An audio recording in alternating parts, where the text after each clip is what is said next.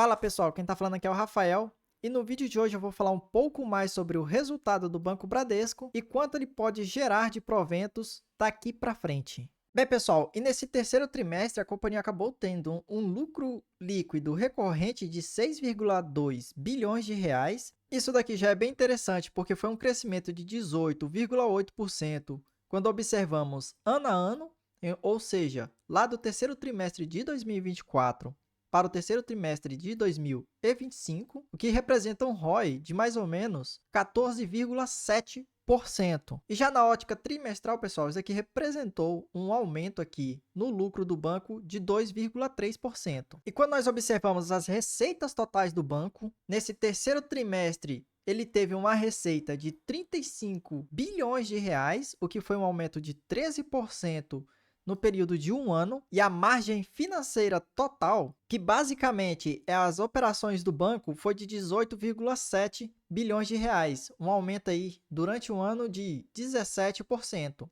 Na receita de prestação de serviço, que é basicamente aquele dinheiro que desconta da sua conta bancária e etc., ficou em 10 bilhões de reais, que foi um aumento de quase 7% quando observamos ano a ano. E aqui um ponto interessante é que na parte de seguros, apenas nesse trimestre, ele teve ali uma receita de 5,7 bilhões de reais, um aumento também de 13% aí no último ano. Observando a receita do banco desde o primeiro trimestre de 2024 até o terceiro trimestre de 2025, a receita aumentou de forma substancial, saindo de 28 bilhões de reais para 35 bilhões de reais. Tudo isso daqui já era uma estratégia que a administração vinha formando lá atrás e conforme a sua execução foi mostrando os resultados positivos. Então, boa parte desse crescimento aqui foi devido à nova estratégia dos seus diretores, que fez com que o banco se recuperasse aí de forma surpreendente nesses 2 últimos anos. E quando nós observamos, pessoal, a carteira de crédito do banco ficou em 1 trilhão de reais, foi um crescimento de quase 10% nos últimos 12 meses. E aqui nós podemos ver a diversificação dos produtos que ela entrega e a diferença referente ano a ano dos últimos 12 meses também, no qual da pessoa física cresceu 13,8%, micro e pequenas empresas teve um crescimento de 24,8%, na parte de grandes empresas teve uma queda de 3,5% e foi o único segmento com queda, e na parte de pessoas jurídicas ficou em 6,5%. Como nós podemos observar, essa carteira de crédito do Banco do Bradesco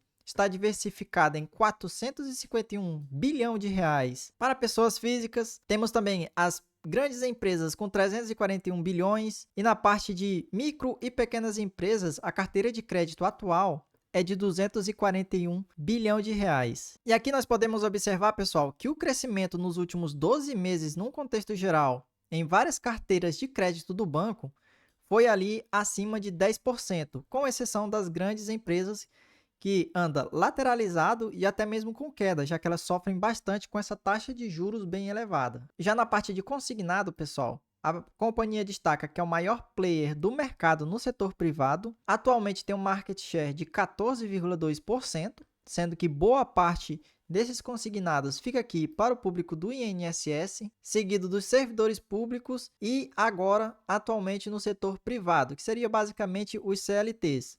E eles também destacam, pessoal, que na parte de CLT, eles são um pouco mais seletivos na hora de emprestar o recurso, e é por isso que eles têm um market share tão pequeno dessa parte de mercado, ficando aqui boa parte com o Banco do Brasil, que é uma das instituições que eu acabo investindo ali. Ele teve um percentual também de 25% de crescimento ano a ano na parte rural. Imobiliário atualmente é de 19% de market share, e na parte de cartão de crédito, ele teve um aumento de 38,3% para a alta renda. Os próprios diretores também destacam justamente que eles estão focados nesse público, tentando criar uma fidelidade maior, sendo que o público de alta renda tem uma previsibilidade maior de honrar com seus pagamentos, diferente aqui do público de baixa renda, que acabou tendo uma queda ali no período.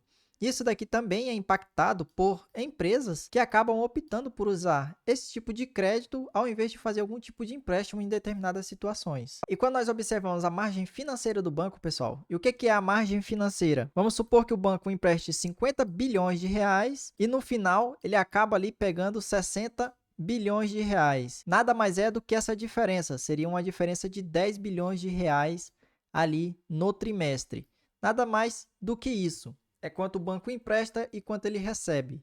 No caso, essa diferença aqui. E para o terceiro trimestre de 2025, o banco acabou tendo uma margem financeira de 18,7 bilhões de reais, no qual ele acabou fazendo uma provisão ali de 8,6 bilhões de reais para devedores duvidosos. Isso daqui é um aumento de 20,1% ano a ano. Provavelmente foi impactado pelas normas do Banco Central. E com isso, ele obteve uma margem líquida ali de um pouco mais de 10 bilhões de reais no terceiro trimestre. E quando nós observamos as provisões para devedores duvidosos, pessoal, a companhia destaca que ela precisou fazer uma provisão de 0,4 bilhão de reais no terceiro trimestre em comparação com o segundo semestre por causa de uma certa empresa, no qual ela não especifica exatamente, porque não pode especificar, o que fez com que aumentasse aqui a sua provisão para devedores duvidosos no período. E quando nós observamos, pessoal, a margem líquida, a margem financeira líquida do banco,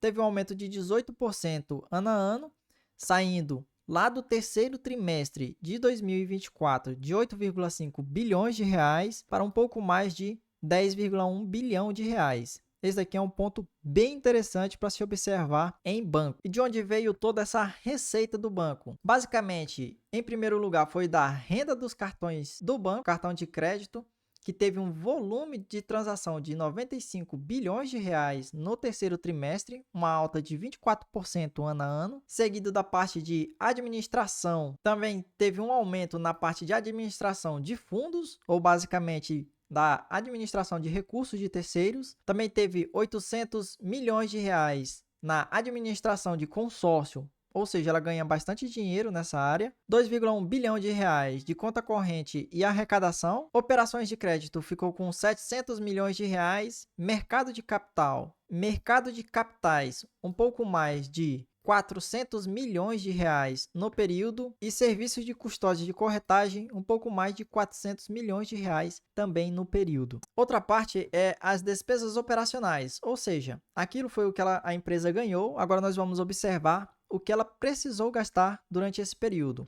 As despesas operacionais teve um aumento aqui de 9,6%, o que representou 16,5 bilhões de reais lá no terceiro trimestre de 2025, sendo que as despesas administrativas e pessoal cresceu 5,5% no total do ano, enquanto a inflação foi de 5,2%. Isso daqui não é tanta coisa conforme a inflação e também não tem um efeito da PLR, que é basicamente a participação nos lucros dos funcionários. E mesmo assim, mesmo com esse aumento aqui na parte de despesas do banco, ele teve uma redução nos seus pontos de atendimento, sendo que os postos de atendimento lá em setembro de 2024 era de 3.200 postos, e atualmente o banco tem apenas 1.900 postos. Isso aqui faz jus à estratégia do banco de reduzir esses custos, principalmente com agências e postos de atendimento, tendo em vista que boa parte dos seus clientes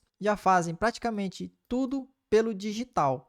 Então a companhia está muito focada justamente na parte do digital. Assim ela consegue reduzir custo tanto com o pessoal como com material também. Bem, pessoal, outro ponto bem positivo que a companhia apresentou foi justamente o Guidance, e ele conseguiu entregar praticamente todos os itens do Guidance já no terceiro trimestre ali de 2025.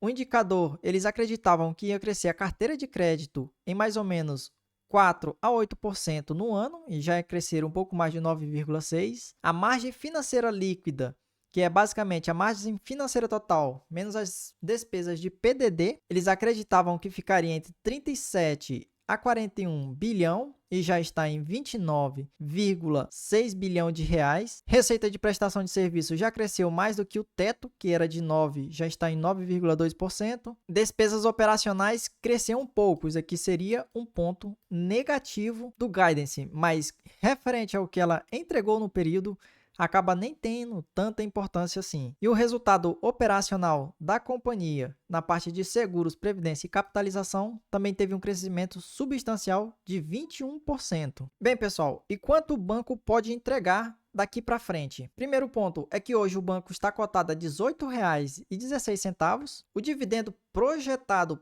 para 2025 era de R$ 1,26, o que dava mais ou menos, com base nessa cotação atual, 6,9%. Entretanto, o banco já anunciou, entre dividendos e juros sobre capital próprio, R$ 1,4 por cada ação. Entretanto, para 2026, ou seja, para o ano que vem, a projeção é que o banco pague R$ 1,40 durante o exercício de 2026, o que deve ser um pouco superior do que ela deve entregar aqui em 2025. E quando nós dividimos o lucro por ação projetado da companhia pelo valor atual da ação, nós encontramos que a companhia deve lucrar aproximadamente o IPCA, que é a inflação, mais 7,5%. Ou seja, a companhia já estaria precificada igual ao dos títulos públicos no momento. Então, pessoal, quem comprou Banco do Bradesco a 12, 13 reais, 14 há um ano atrás,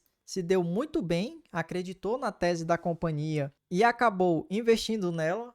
Entretanto, quem pensa em comprar a partir de agora, ela já está precificada basicamente aos títulos públicos federais. Então, vai de cada um se vale ou não a pena aportar, se acredita que ela vai continuar com esse crescimento no médio a longo prazo. Eu, particularmente, não invisto no Banco do Bradesco. Atualmente, eu invisto principalmente no Banco do Brasil e não estou muito de olho nas ações de banco no momento. Eu foco principalmente na parte de seguradoras e empresas de outros segmentos. Bem, pessoal, se vocês assistiram esse vídeo até aqui, eu te convido a estar seguindo o canal para a gente tentar atingir os primeiros 200 seguidores aqui do canal. Não esquece de deixar o like e comentar para ajudar no engajamento e para não estar perdendo nenhum vídeo que eu venha publicar aqui no momento. Então, se vocês assistiram até aqui, muito obrigado e até o próximo vídeo.